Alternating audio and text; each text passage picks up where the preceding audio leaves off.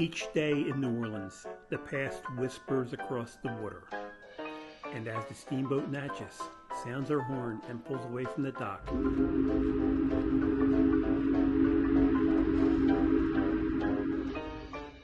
history takes another lap down the Mississippi.